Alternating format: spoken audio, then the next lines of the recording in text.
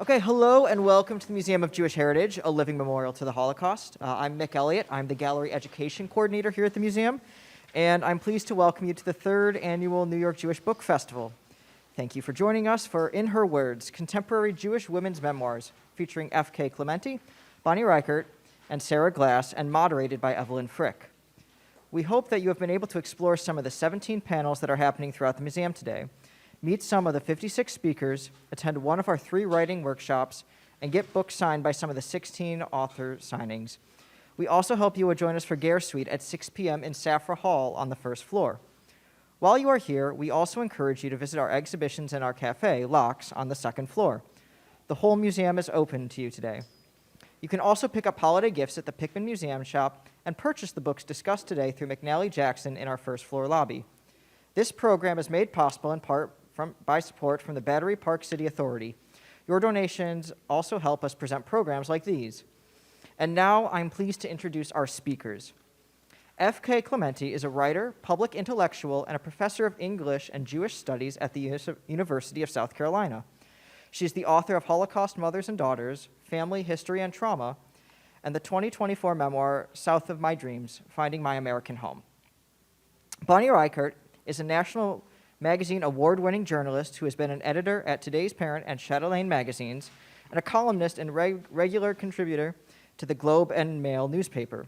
When she turned 40, a now or never feeling made her quit her job to enroll in culinary school, and she's been exploring her relationship with food on the page ever since. Dr. Sara Glass is a therapist, writer, and speaker who helps members of the queer community and individuals who have survived trauma to live bold, honest, and proud lives. She lives in Manhattan, New York, with her 3 children. Evelyn Frick is a culture writer-editor based in Brooklyn. She is an associate editor for Hey Alma, a feminist Jewish publication from 70 Faces Media, and has additional writing in The New Yorker, Vulture, Reductress, and The Onion. Thank you again for joining us today, and I'm going to hand things over to our speakers. Thank you, and can everyone hear me all right? Great. Thank you all so much for attending this panel. I am so thrilled to be moderating this conversation with these really wonderful memoirists. To ground ourselves in the conversation that we're going to have today, we as a group decided it would be really nice to have some readings from the authors. So why don't we just go on down the line? We'll start with Bonny, and for the sake of brevity, why don't we just hold applause until the last speaker has read. Hi, everyone. Boy, is this working? Yeah? I have the most beautiful view of the sunset. It's amazing what we're looking at. But look over here. Okay, so I'm going to read. My book isn't out yet. It's called How to Share an Egg. It'll be out in January. And I'm going to read from a chapter called The Numbers. The book is a culinary memoir. This is one of the few chapters that does not have a food title. But it's so central to the themes of the book that's why I chose to read it to you today. Chapter 4, The Numbers. My memories of childhood are floaty and soft until the summer night I found the numbers inside my father's arm. I was 5 years old. We had a built-in barbecue at the side of the house, and Mom had grilled lamb chops for dinner, the fat around the meat smoky and charred. She made a salad of cucumbers, tomatoes, and lots of fresh dill, an herb we called creepy for the feathery, persistent way it grew. Girls, bring in the plates, Mom said from the kitchen when we had finished eating. My sisters started to clear, but I stayed on Daddy's lap, scooping the oily, vinegary dressing out of the bottom of the salad bowl with a spoon. That was when I noticed something colorful on his skin. "What's this?" I said, turning his forearm face up. There was a blue-green letter B, like my name, and a bunch of numbers, an O or a 0, a 6. Some bad men put that on me. "Take it off." I started scrubbing him with a napkin. "It doesn't come off," he said mildly. I looked into his big open face. "Where are the bad men?" "Don't worry, they ran away." I had a funny feeling in my stomach, but he shifted me onto the other knee and said, "Let's finish the salad." There were a couple of cucumbers left in the bottom of the bowl, and he spooned them into my mouth. Our brick house was a block from a river valley that cleaved our city in half. Later that evening, Dad took me to sit on the lone bench facing the ravine. It was dark, and we gazed over the treetops at the wet squiggle of river and the glowing buildings on the other side. "Look at that view," he said. "Isn't it beautiful?" The buildings sparkled. The river shimmered as it wound its way northeast. Even the air around us felt heavy with possibility. "I want you to remember this beauty," he said. I worked on memorizing the skyline. Something happened that day, some kind of transfer from Dad to me. He shared facts, a few, but more than that, there were feelings that seemed to move between us like particles in the air. What strikes me most, the thing that tells me, even today, that my father is not quite a regular human, bound by the ordinary limits of heart and mind, is that despite the horrors he had seen and felt, violence and cruelty and unfathomable suffering, some of those feelings were very beautiful. I've tried to figure this out my whole life, how the memory of finding those blue-green numbers from Birkenau stirs in me not just fear and grief, but also amazement and even a sense of wonder. In wonderment, the soul is suddenly taken by surprise, which causes it to consider attentively the objects that it finds rare and extraordinary, wrote René Descartes, the 17th century French philosopher. After surviving what wasn't survivable and finding himself in a brave new life in Canada, my dad's world became, as Descartes wrote, rare and extraordinary. It seems like we walked to the bench every night of my childhood.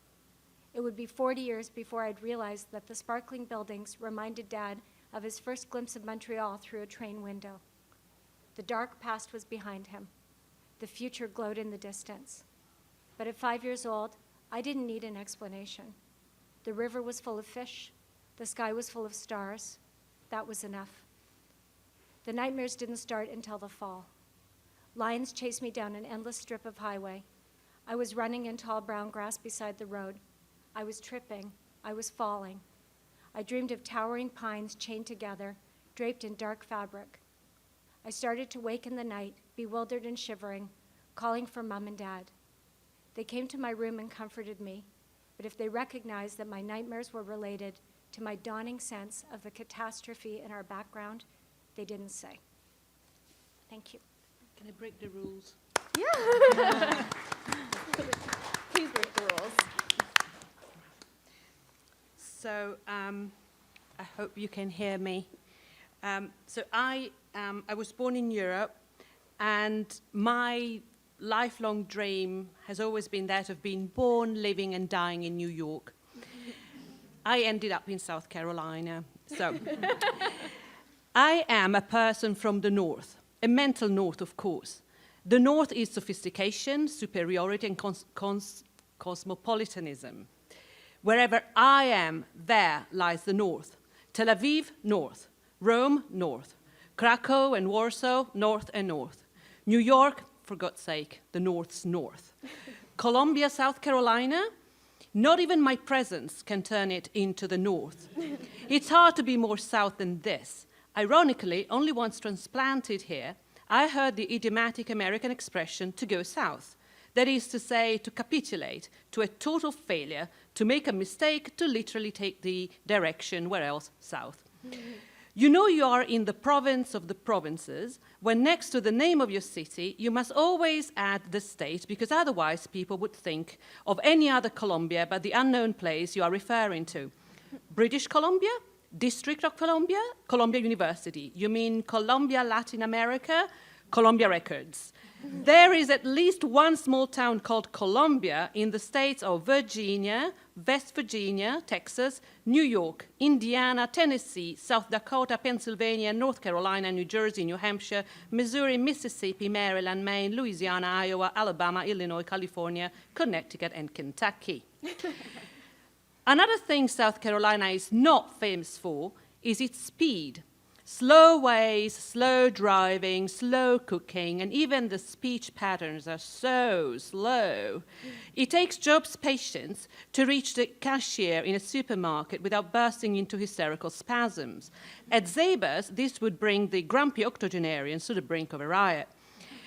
Here, honking is a capital offense. I don't even understand why they still manufacture horns in cars destined to the American markets. They do stop for all pedestrians, though, even for those who haven't yet reached the zebra crossing and will not do so for the next 10 minutes. They'll stop and patiently wait for the 90-year-old lady who is still at the cashier inside the store and won't cross the road before turning 91. And you can't honk at the extremely kind driver in front of you, lest he shoots you. If you pass by someone on your walk, you raise your hand to signal, "Hi there." Pedestrians greet motorists, motorists greet pedestrians, pedestrians greet pedestrians, bikers greet drivers, and those sitting with a beer watching the traffic from their porch greet everyone and everyone greets them. The ultimate meter they use here to measure a person's decency is the appearance of his or her front yard. In no other realms does American control freakishness manifest itself more plainly. They obsess over their gardens, which they obdurately refer to exclusively as yards. The grass must be kept very short, like the military shearing of a Marine. You must collect all the leaves and pine needles as soon as they touch the ground. What I affectionately call plants, here they call weeds, to which they declare a ruthless war that consists in poisoning them, mowing them, hatcheting them down, uprooting them with special tractors, sucking them out with industrial aspirators. Ivy is considered a danger to humanity. Oopsie, sorry. A very curious thing I learned is that all this work to clean, fertilize, sterilize, tame, and decorate the front yard has a purely aesthetic purpose. It showcases the ethical fiber of the owner, but not the owners themselves, who don't do anything on their perfect yard. They don't eat on it, they don't sit in it for a chat, they don't sunbathe on it, they don't lie down to read a book in their cool front yard. The front yard is that room of the house that you ask the maids to clean every week, even if no one is allowed to enter it, except on special occasions once a decade. I gave up reading the New York Times on the bench under the shade of my ancient oak tree when I noticed that passers-by waved their hands hello in that hesitant and over-the-lines way one uses to keep a madman calm, while the nurses sneak up behind him ready with a straitjacket.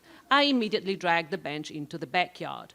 Yet here, in this beautiful paradoxical South, I've shed so much of the fears that asphyxiated me for years.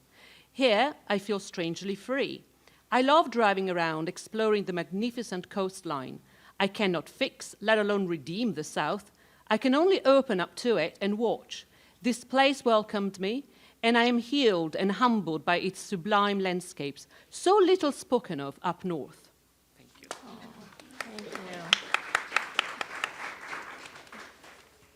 Well, it was beautiful. How's audio? Okay. And I just want to do a little check to see how are people here with Hebrew. Anybody understand Hebrew? Okay, I will translate. Thank you. We were parked outside the unmarked women's mikveh, a tan stucco building at the end of our block, shrouded in greenery. I had finally completed the count of days, purified myself by immersion in the rainwater, following the directions as told in Scripture. I felt the hair beneath my wig drip, rivulets of water down my back. For you, Yossi said, handing me a palm-sized house carved of dark wood. It plays music. This is beautiful, I said, because it seemed like the correct response. I blinked fast, willing the images away. The locket, I had engraved for Dasa's birthday, the CD she mixed for me, the roses we slipped into each other's hands, the oversized sweatshirts we swapped, the folded notes inside pillowcases, the foil-wrapped containers of favorite foods sourced from restaurants across the city and eaten together cross-legged on my bed. Our gifts required effort, but never the forced kind. Yossi's choice of gift on this mikveh night, moments before we were scheduled to have marital intercourse, was another among many confusions. A wind-up music house? He has never been with a girl before, I reminded myself. How is he supposed to know? And don't let her ruin this. I clenched my muscles, my teeth, my mind. until all I saw were the Hebrew words from the silver-plated plaque near my Shabbos candles. I sang the words inside my head, keeping the melody on repeat. It was my responsibility to reject the impure, unholy thoughts. I felt for the godly trail. Vizakeni legadel banim uvnei banim. May I merit to raise learned children and grandchildren. I heard the tune play as he turned the lights out, climbed into bed, felt for my body under the blankets. I saw the ancient letters before my eyelids as my eyes squeezed shut, as I felt the weight of his body on top of mine. I held my breath through the pain, the sensation of a serrated knife through my flesh. I felt him leave his mark inside my body. I heard his sigh, then felt the indentation of his weight on the mattress beside me. Umeirim es ha'olam. May I have children who light up the world. I exhaled, the first full breath in what felt like hours. I heard his footsteps along the tile floor. I had done it. I kept God in the bed with us during the entirety of our marital intercourse. I kept his spirit alive in every moment of our actions. I wiped the holy seed from my sheets and said goodnight to Yassi, who was already back in his own bed across the room. I whispered the Shema prayer, and I imagined golden rays of protection beaming down from above.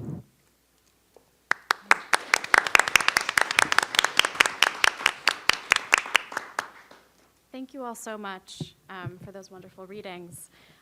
Also, I just wanted to note that we will leave time at the end for audience questions. So if you have any that arise during the conversation, please hold until then.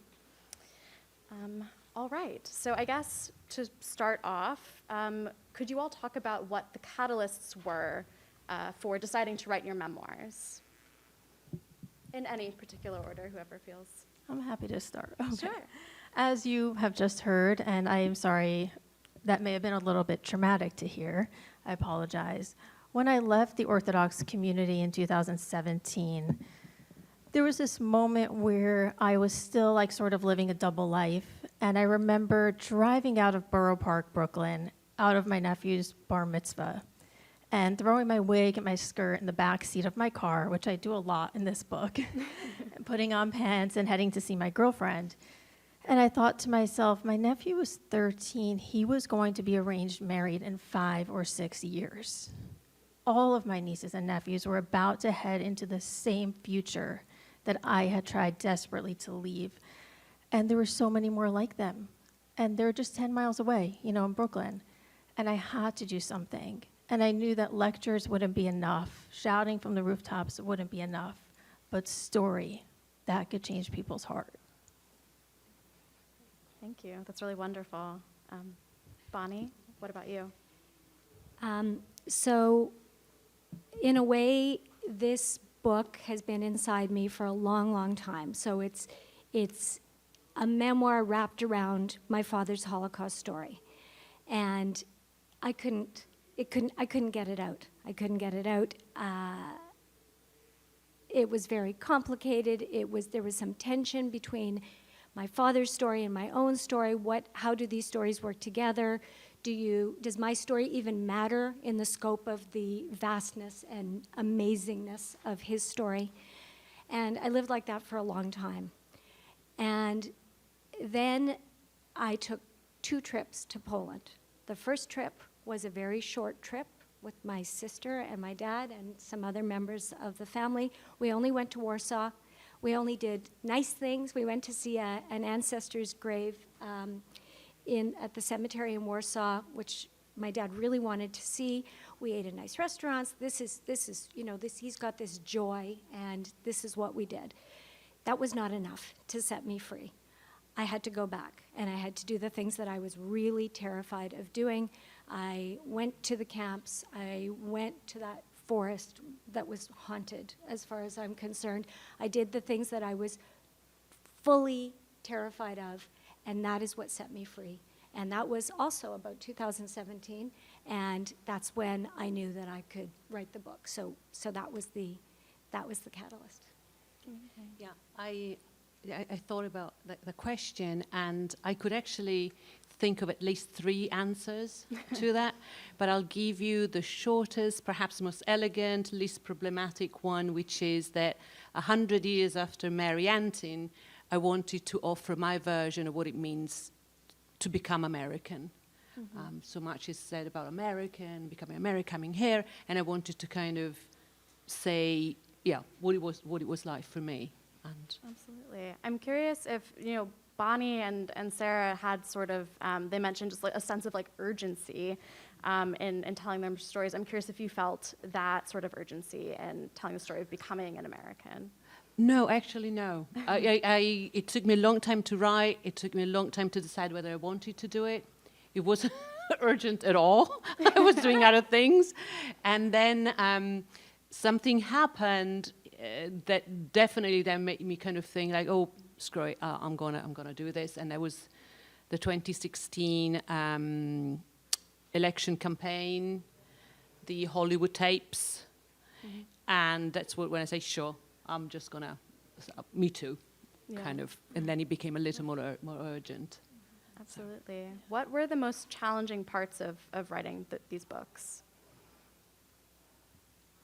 My answer is very short.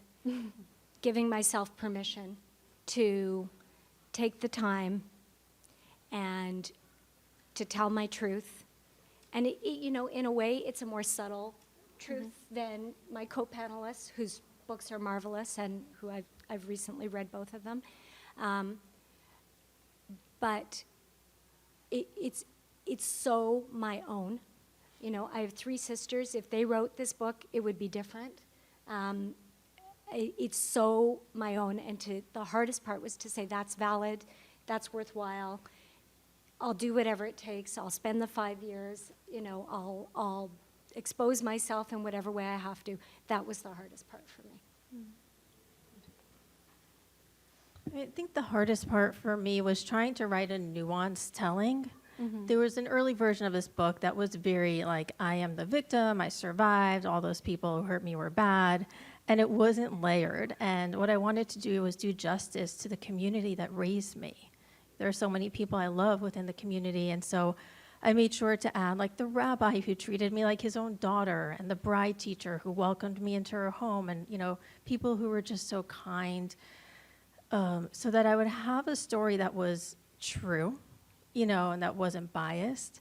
And I also had to go back and add some negative things about myself, like all the things I did that were mistakes and that were not flattering at all.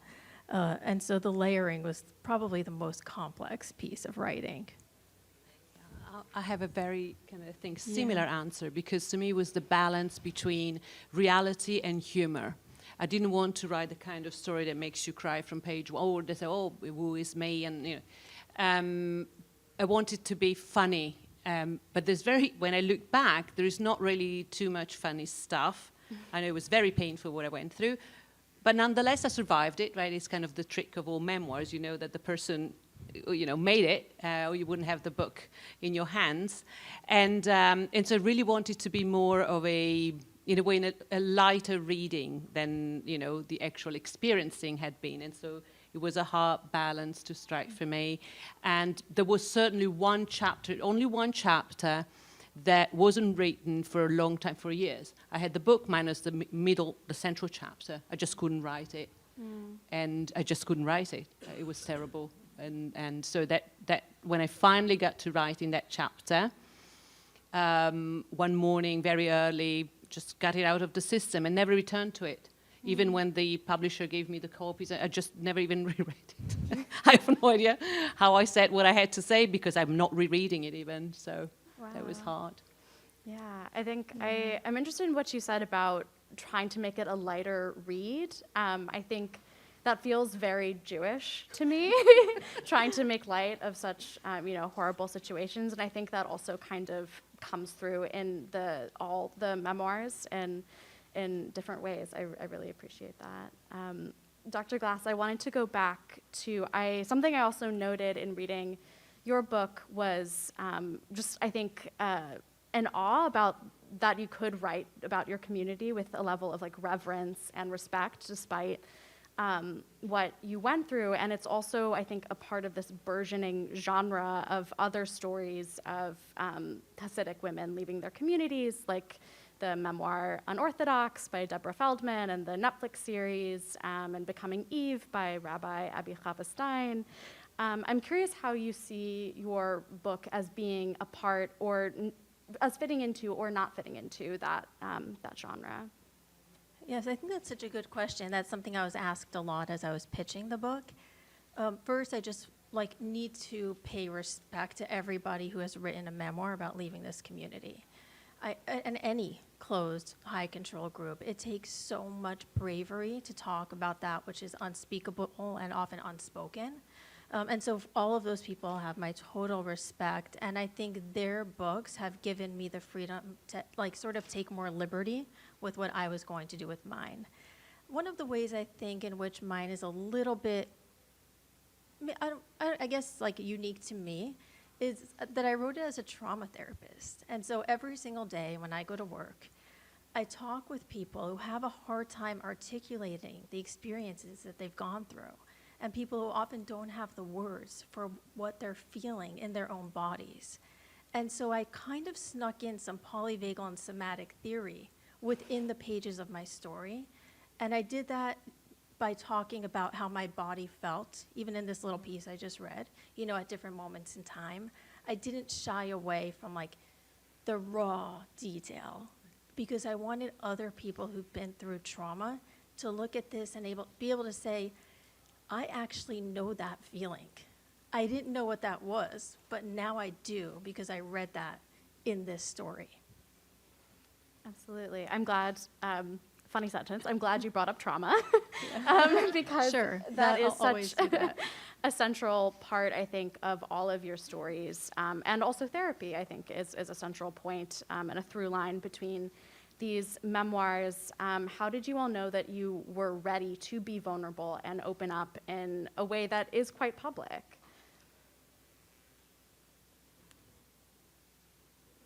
I didn't know I was ready. I just kept digging for what was true.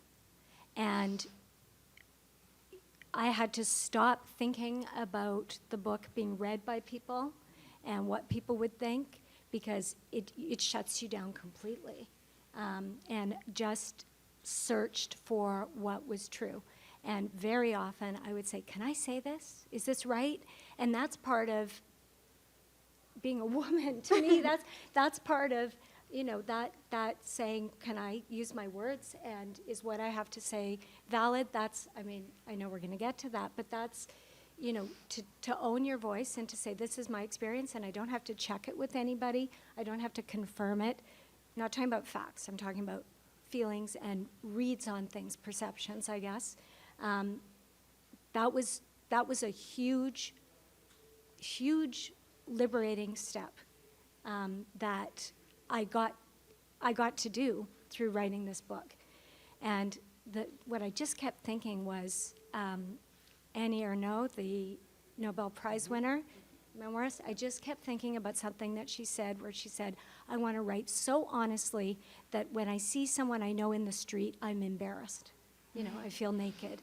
And I get goosebumps just saying that, because to me, that, and then on the other hand, it's almost the reverse, to write your story, but to know that you're looking for a universality and themes that will connect with other people. Other people will connect with them. And it's a funny thing, because you think you have to be vague and you have to be general, but in fact, this is what I tell my writing students, the more specific you are, the more people can connect with your story. It's one of those paradoxes.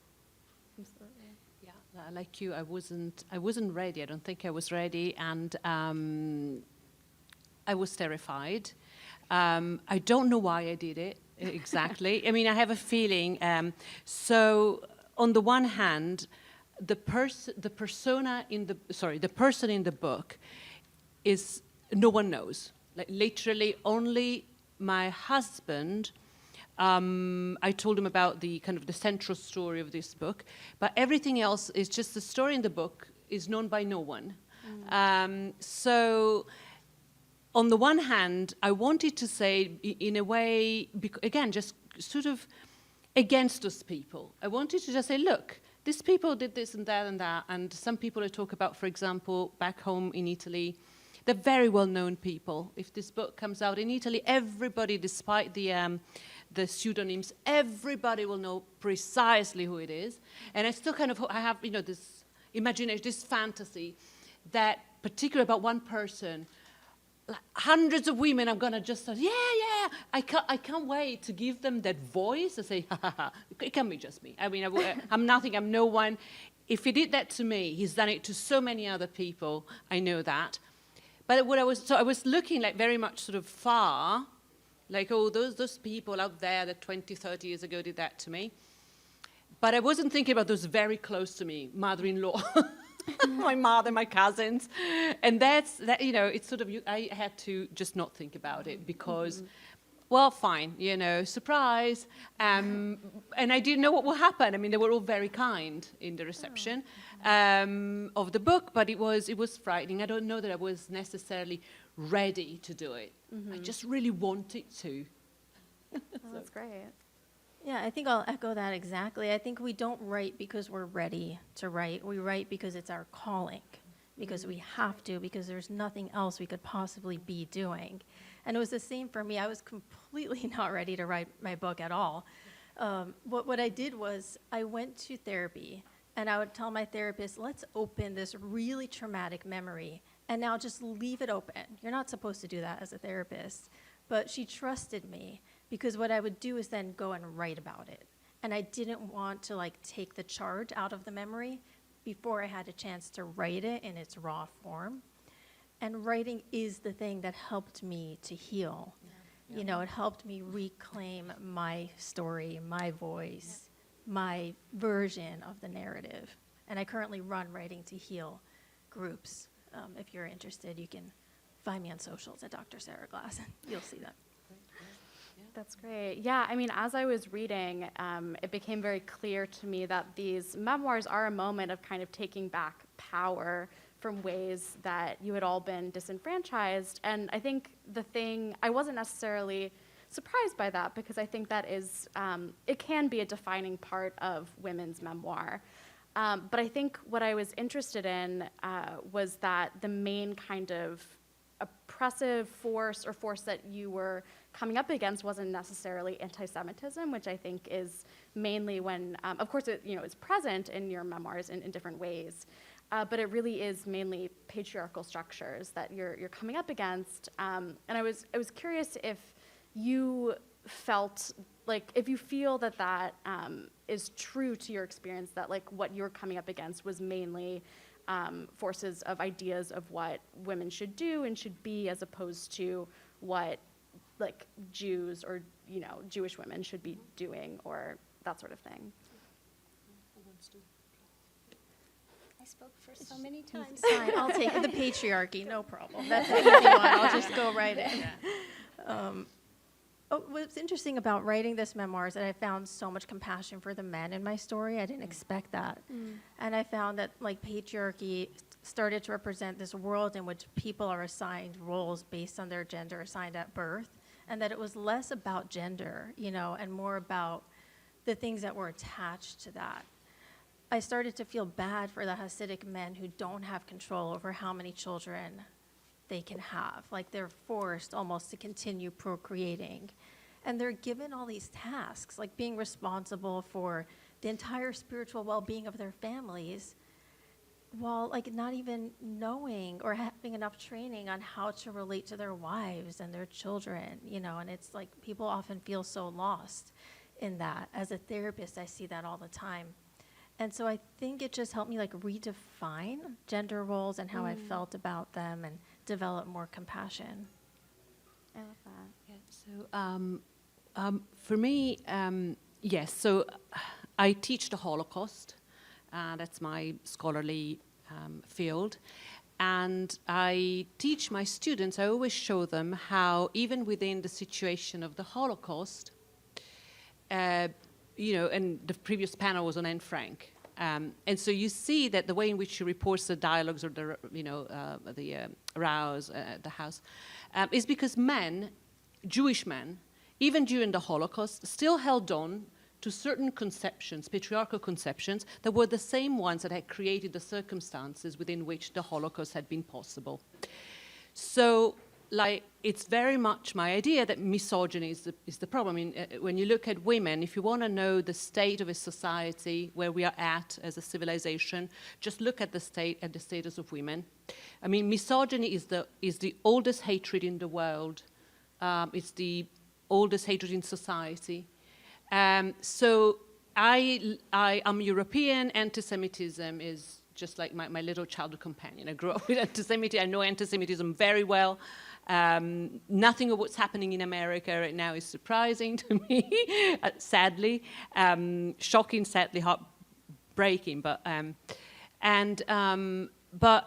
the thing is, I know that the bottom line of all sufferances, certainly for me, was being a woman. Mm-hmm. So I created this character in the book, which is a sort of Mr. Magoo. So Mr. Magoo meets, Lucille Ball kind of thing. This little cretin going around the world, living, in Eastern Europe, Poland, Ukraine, and Israel. I moved to Israel, and then I came to America, and my problems, I met over and over the problems, from men to me as a woman. Mm-hmm. And so, so it is really important, and I hope the book, even if humorously and so on, but really shows it, that pretty much there is no El Dorado. Yeah. I didn't find a perfect land where everything would be great. And so as a child, I dreamt of coming to America because America is great. America is perfect. My parents would always give me this sense of the Americans as the greatest society. You go there, it's perfection. You have to go. It's great, wonderful. And so I was living through all these, assaults and harassment in Europe, in Italy in particular, in Rome, where I was born. And so it's like, I read in books, I see in films, in America, women actually can say, not only they're allowed to say no, but, there are laws protecting women. And then the year I come to America, there is the Lewinsky affair that happened. And I thought, oh, shit, like this, it's just like home. And so I sort of like really built the book, like with this mega story, like the history of the West, at least, of the place where I was at the time, with the his personal history. These two things, I make them talk to show a little bit how truly we failed, at least in the Western world. I don't know other worlds. I know the Western world very well, and here we failed. So, my answer is yes. You said, is the patriarchy oppressive in your book? Yes, but in the most, it's this very soft kind of oppression, and it's it's people who love you and care about you, but they're just all these damn rules, right? you're a daughter, and you're a wife, and you're a mother, and and where is the space for yourself among all those roles that you're having to play? And that was my journey. And there were just so many things that I felt I was supposed to be. I was supposed to be pretty, and I was supposed to be nice, and I was supposed to be a good hostess, and I was supposed to be flexible, and just a lot of prescriptive ways of being. And the messages I had coming from inside, the calls coming from inside the house, the messages were a little different.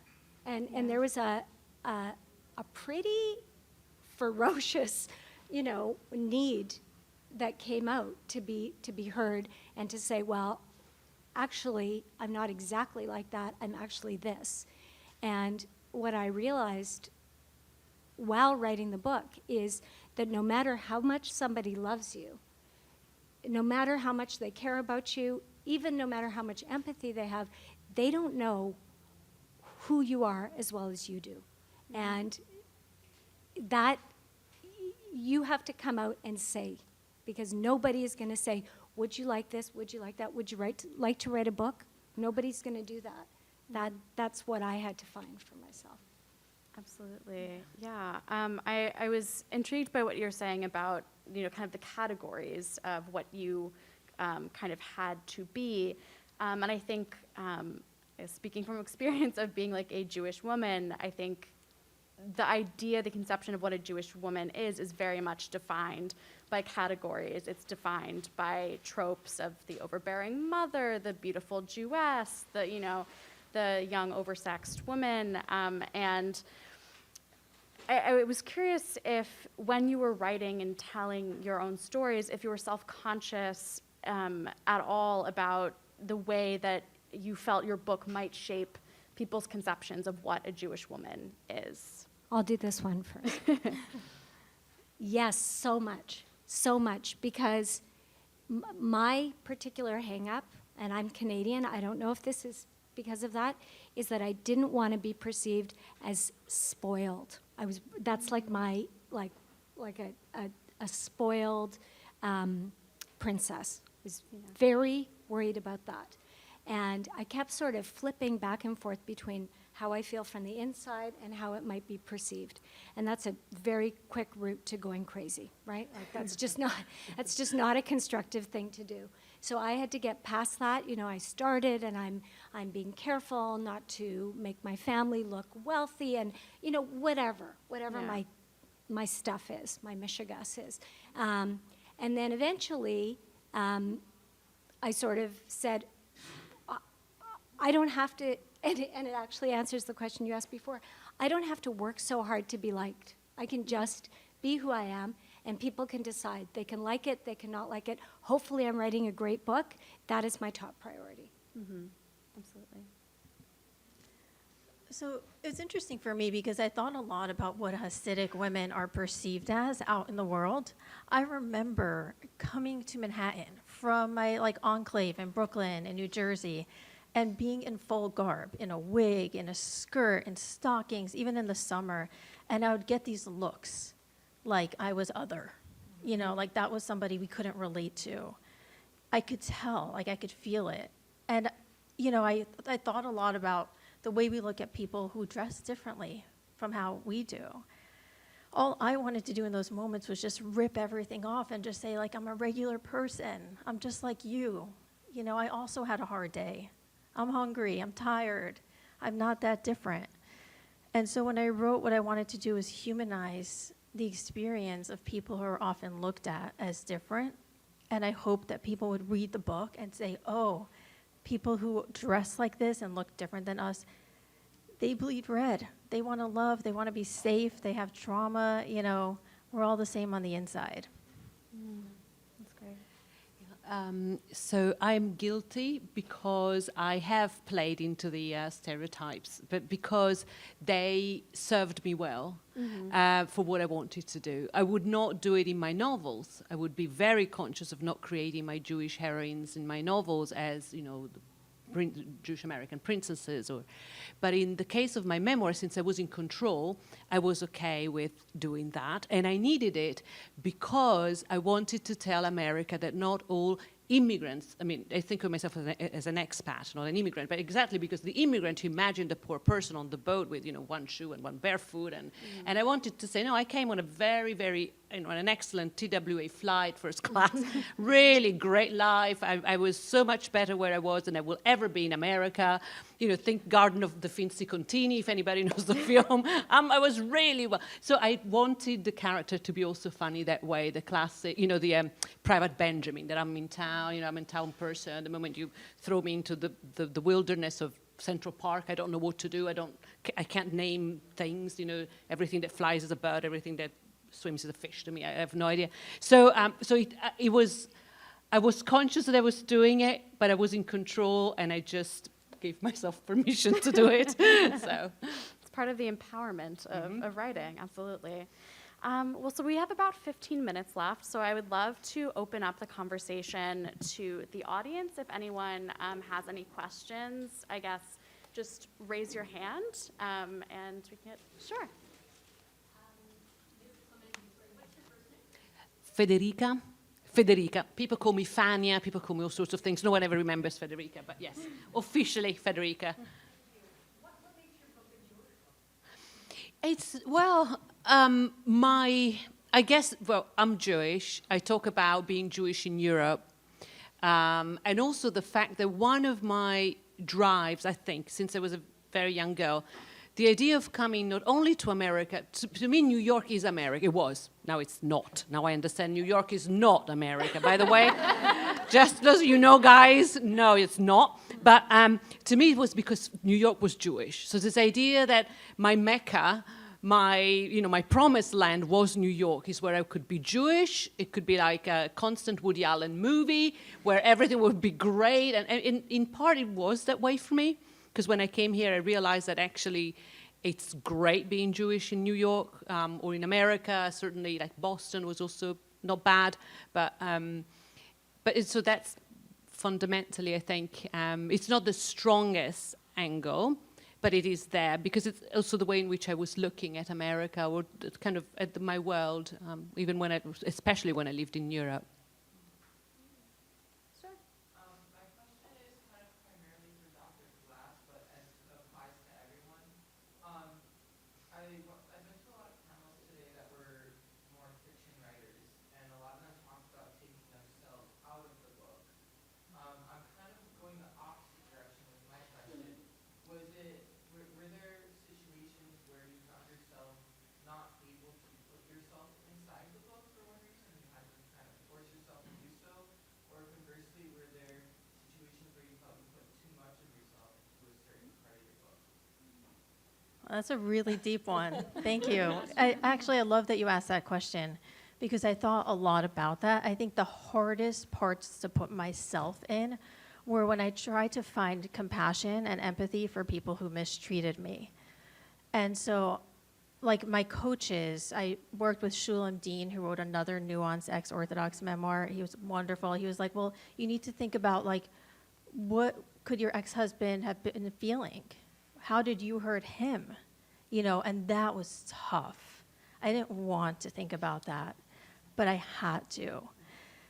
In order to write the book I wanted to write, which was going to be sensitive.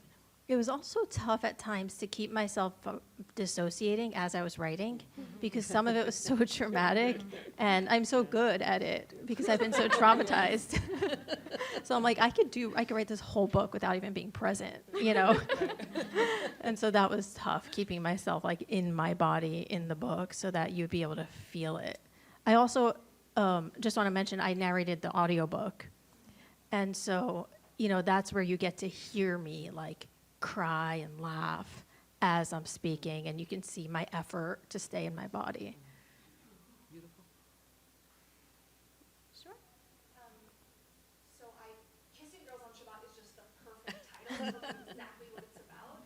I'm really jealous because I'm writing about the same thing, and you nailed it in one shot. But I'm curious, like, if you came in knowing what your title would be or how it changed throughout the process, all of you, like, how do you distill what you're writing about into, will this grab someone or not? So I had this title, How to Share an Egg, in mind since I was 13 years old.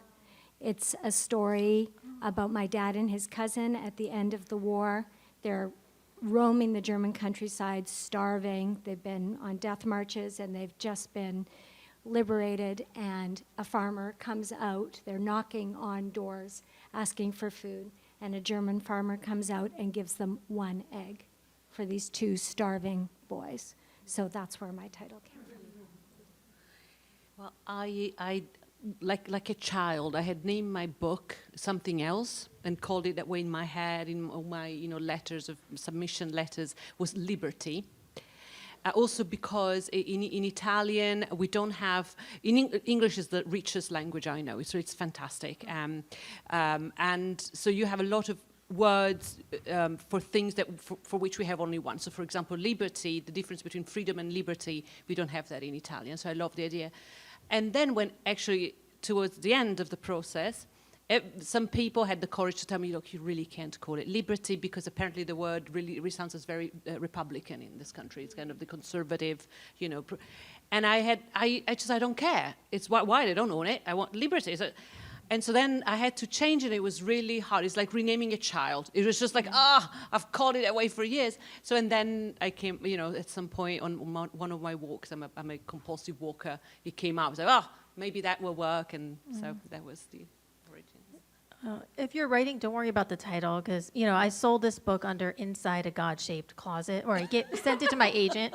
My agent rebranded it even worse and sold it as Black Skirt Rainbow Soul. And I was like, this can't be it. It can't be. And then as soon as it got to Simon & Schuster, I started this massive email chain of like, here's all my ideas. And my editor ignored it for like 5 months and then said, this is the title. So like, I loved it because it represented my Jewishness and queerness in one title. It's beautiful.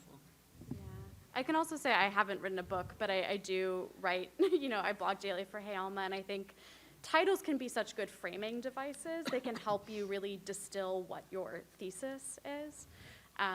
But also, if you find in the writing process that whatever you're talking about, there's more like nuance or it shifts in the way that you're writing, I think being open to whatever comes to you can be helpful. Yes, was there a question at the back? Yeah.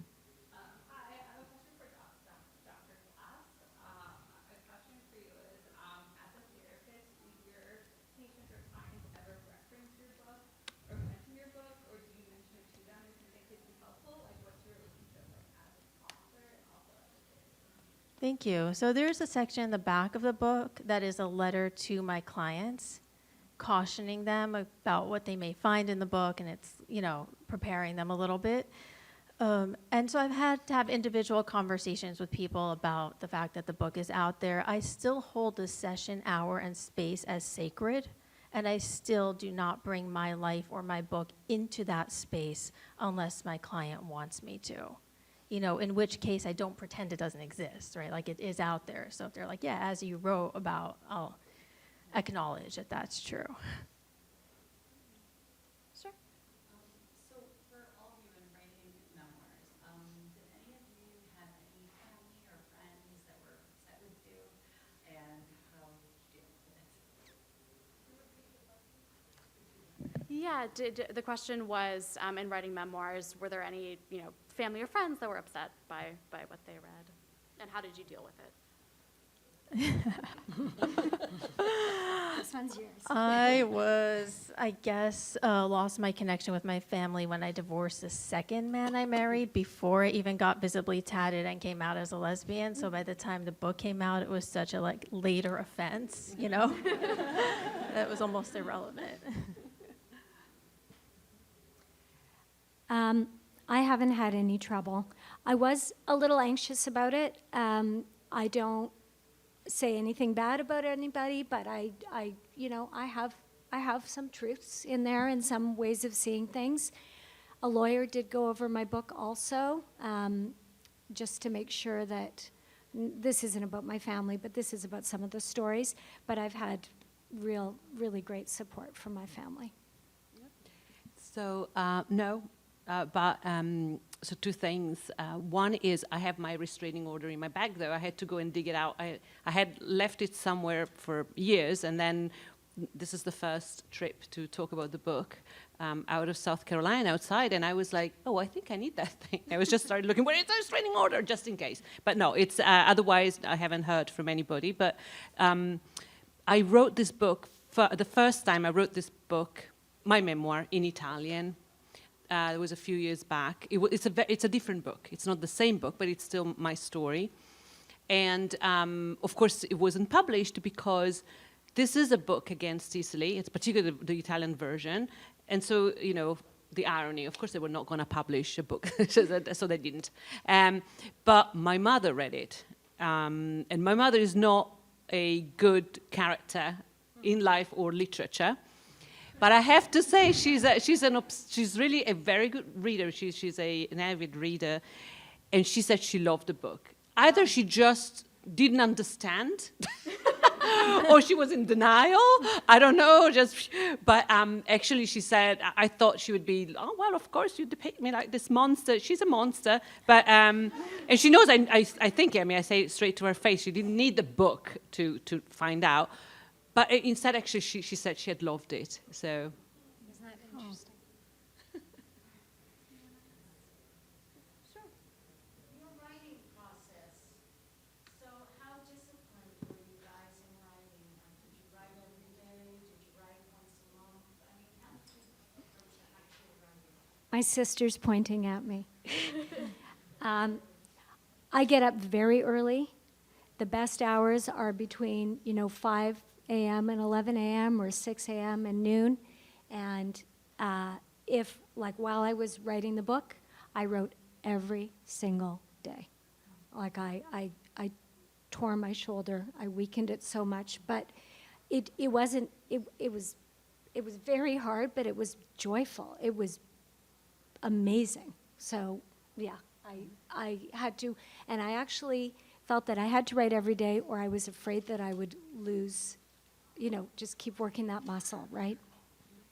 Yeah, me too. Actually, I have to write. I tend to just write. I can't do 1 hour a day every day. I have to, first I take 2-3 weeks, whatever I'm writing, it takes 2-3 weeks of agony where I can't write a word.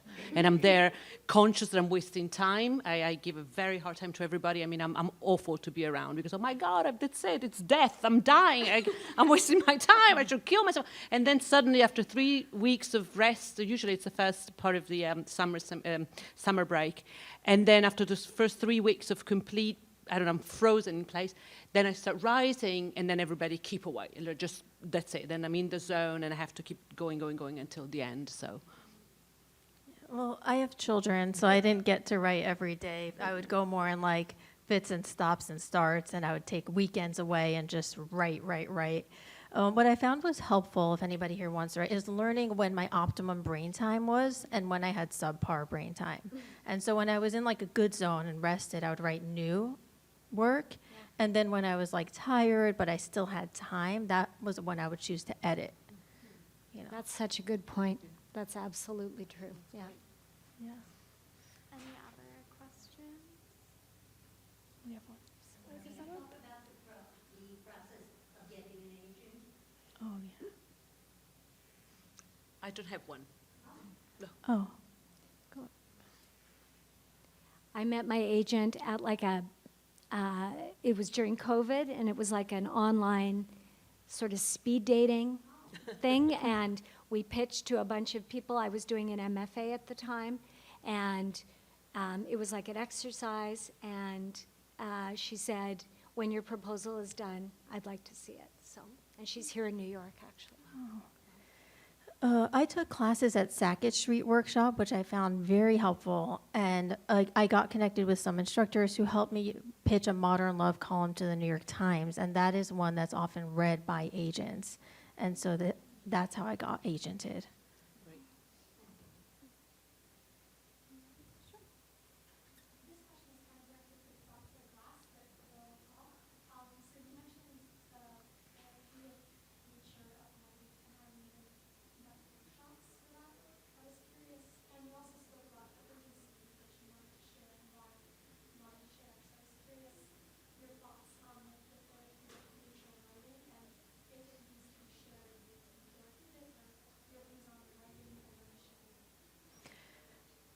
Yeah, I think the writing itself is valuable, but I have found as a trauma therapist and someone who's studied like how do we recover from things is that community is really important and being witnessed is really important. And so I find that the writing groups are helpful. They're available on Meetup. You can sign up for classes or some classes here. It's somewhat for the feedback you'll get on your work, but it's also just so that you can receive like witnesses to what you've experienced. And that's how you learn that it matters, that your story matters. What happened really happened. And I think that is important. Joan Didion said, I write to find out what I think. I think it was Joan Yeah. Didion. And it's so true. So sometimes it's just seeing, you're going to a very deep level, and you're unraveling things, and it's very satisfying just in and of itself, in my opinion. Yeah, to me, it was definitely very therapeutic. I have done therapy but about kind of the central trauma of my story, I was unable to even talk to my therapist. I mean, I talked about the general things, never the details. Not the name of the person is kind of outside of my head. I can't think about it. But it is true that when you write about it, I remember writing and thinking, it made me so happy to find confirmation of what I remembered. I was terrified of not remembering things correctly, and then to be able, people could accuse this doesn't happen, right? And as I was writing the book, I was actually going back and checking some things. I even called restaurants, I called hotels in town and people confirmed. I mean, small little things, but the idea that I was remembering, I had not forgotten everything, because after the trauma, actually, a lot of things I have forgotten. My mind works in very strange ways because it just puts all these screens not to remember. It alters my memories. And then all of a sudden to know that actually I found emails from people. I said, there you go. I didn't make this up. It happened. It's in writing. And that gave me a lot of courage and peace. Just to say, okay, I didn't make this up. It happened. So it was very helpful to me. Well, thank you all so much for attending this session. We've come to a close, so please join me in thanking all of our panelists.